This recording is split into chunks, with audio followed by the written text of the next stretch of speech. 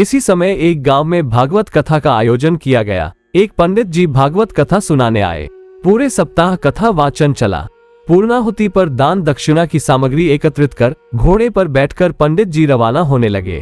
उसी गांव में एक सीधा सादा गरीब किसान भी रहता था, जिसका नाम धन्ना जाट था। धन्ना जाट ने उनके पांव पकड़ लिए। वो बोला, पंडित जी महाराज, आपने कहा था कि जो ठाकुर जी की सेवा करता है उसका बेड़ा पार हो जाता है।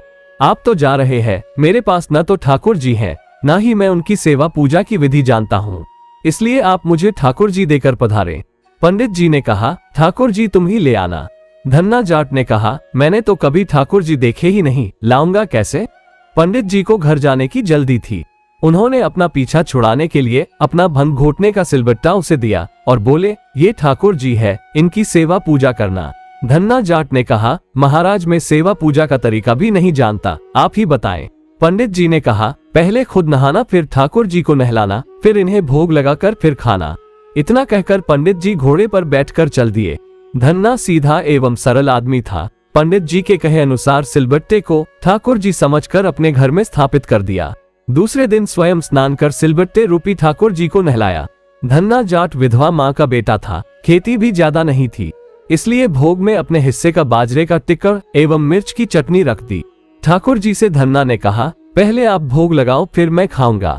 जब ठाकुर जी ने भोग नहीं लगाया तो बोला, पंडित जी तो धनवान थे, खीर पूरी एवं मोहन भोग लगाते थे। मैं तो गरीब जाट का बेटा हूँ, इसलिए मेरी रोटी चटनी का भोग आप कैसे लगाएंगे। पर साफ साफ सुन लो, मेरे पास तो यही भोग है, खीर पूरी मेरे बस की नहीं है। ठाकुर जी ने भोग नहीं लगाया तो धन्ना भी सारा दिन भूखा रहा। इसी तरह वो रोज का एक बाजरे का ताजा टिक्कर एवं मिर्च की चटनी रख देता एवं भोग लगाने की अर्जी करता। ठाकुर जी तो पसीज ही नहीं रहे थे। ये क्रम निरंतर 6 दिन तक चलता रहा।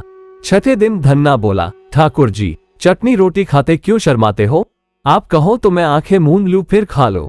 ठाकुर जी ने फिर भी भोग नहीं लगाया।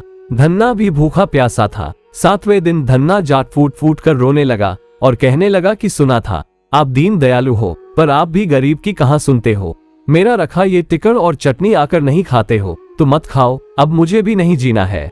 इतना कह उसने सिलबट्टा उठाया और सिर फोड़ने को तैयार हुआ। अचानक सिलबट्टे से एक प्रकाश पुंज प्रकट हुआ एवं धन्ना का हाथ पकड़ कहा, देख धन्ना, मैं तेरी चटनी टिक्कर खा रहा हूँ। ठाकुर जी बाजरे का टिक्कर एवं मिर्च की चटनी मजे से खा रहे थे। जब आधा टिक्कर खा लिया तो धन्ना बोला, क्या ठाकुर जी मेरा पूरा टिक्कर खा जाओगे। मैं भी 6 दिन से भूखा प्यासा हूँ, आधा टिक्कर तो मेरे लिए भी रखो। ठाकुर जी ने कहा, तुम्हारी चटनी रोटी बड़ी मीठी लग रही है, तू दूसरी खा लेना। धन्ना ने कहा, प्रभु माँ मुझे एक ही रोटी देती है, यदि मैं दूसरी लूंगा तो माँ भूखी रह जाएगी। प्रभु ने कहा, फिर ज्यादा क्यों नहीं बनाता।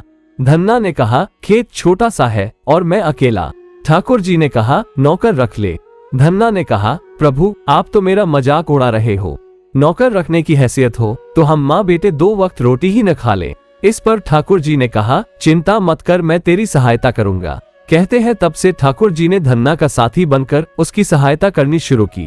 धन्ना के साथ खेत में कामकाज कर उसे अच्छी जमीन एवं बैलों की जोड़ी दिलवा दी।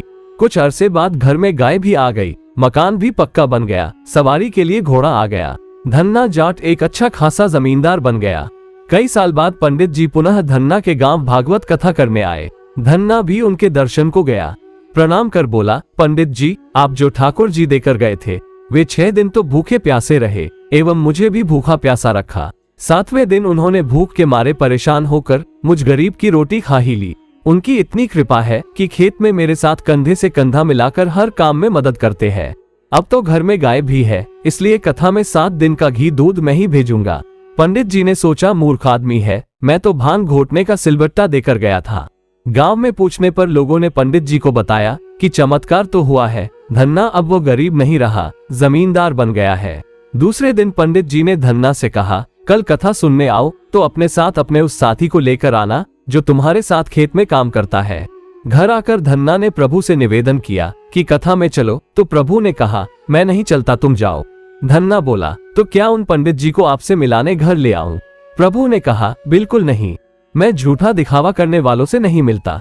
जो मुझसे सच्चा प्रेम करता है और जो अपना काम मेरी पूजा समझकर करता है, मैं उसी के साथ रहता हूँ। सत्य ही कहा गया है, भगत के वश में है भगवान। इसी तरह के कथा वीडियोस देखने के लिए हमारे चैनल को सब्सक्राइब करें और वीडियो को लाइक और शेयर करें।